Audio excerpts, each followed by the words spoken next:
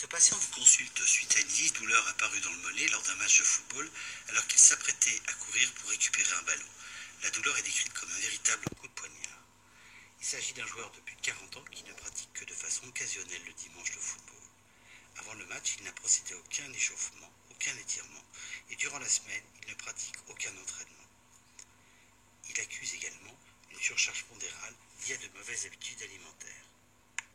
Le mécanisme déclenchant la lésion était le suivant. Suite à une contraction brutale des muscles extenseurs, en particulier du quadriceps, il s'est produit un étirement du muscle triceps sural, étirement aggravé par la dorsiflexion du pied nécessaire au démarrage de la course.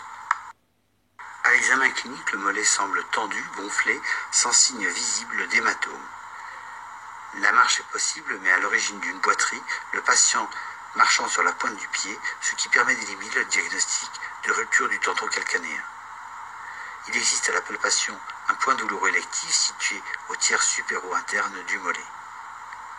Enfin, l'épreuve de mise en tension du triceps en étirement, réalisée suite à une extension du genou associée à une dorsiflexion plantaire, déclenche vivement la douleur.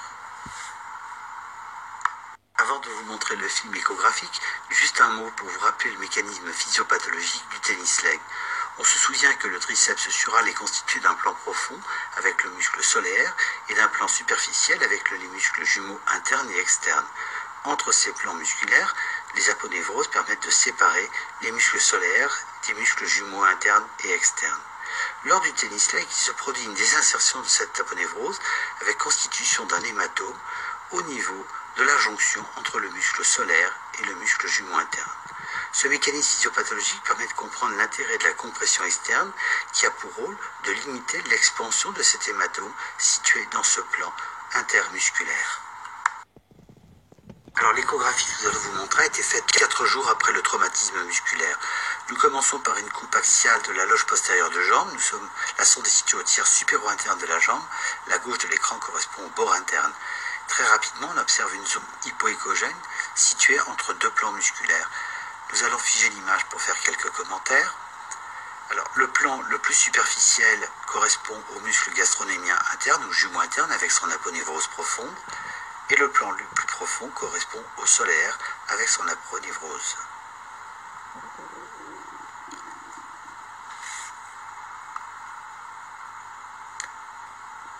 Alors, comme vous pouvez le constater, cette zone hypoéchogène est d'un certain volume, elle est compressible sous la sonde.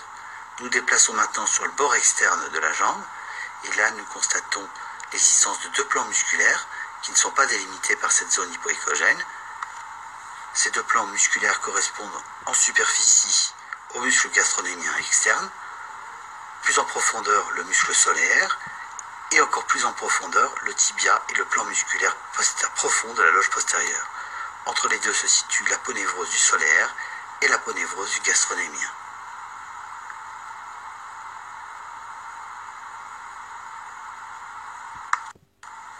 Donc comme vous pouvez le constater, le diagnostic de tennis leg est simple. Il s'agit de l'apparition d'une zone hypoéchogène qui correspond à un hématome situé entre le plan musculaire du solaire et le plan musculaire du gastronémien interne, auparavant appelé jumeau.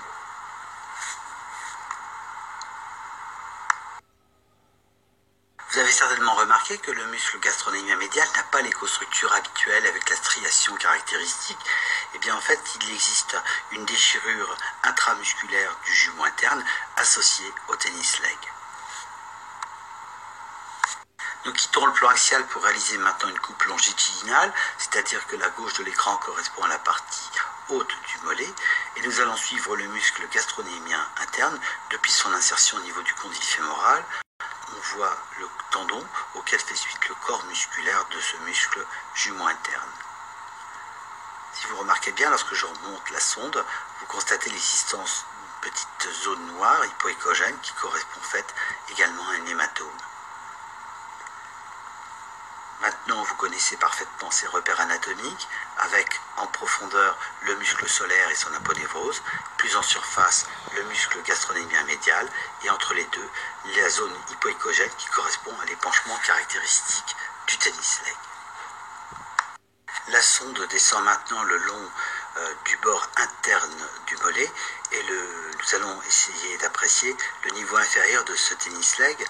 Vous remarquez que l'hématome est quand même très important et que la zone distale de ce tennis leg est très bas située. Nous allons figer une image pour vous remontrer les repères.